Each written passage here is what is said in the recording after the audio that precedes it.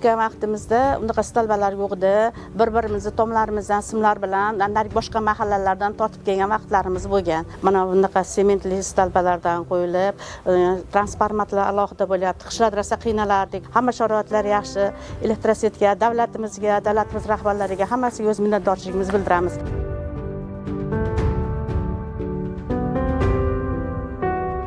To'raqo'rg'on tumani Toshloq mahalla fuqarolar yig'inida aholining elektr energiyasidan bo'lgan muammolari bartaraf etilib, yaxshilanmoqda.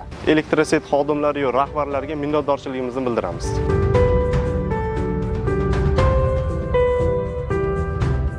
Qishlog'imizga mana yangi transformator, yangi tayanchlar, yangi kabellar tortilib, xalqimizga chiroyli nimalar yetkazib berilyapti. Buning uchun katta tashakkur bildiramiz. Tuman rahbarlariga, viloyat rahbarlariga katta rahmat.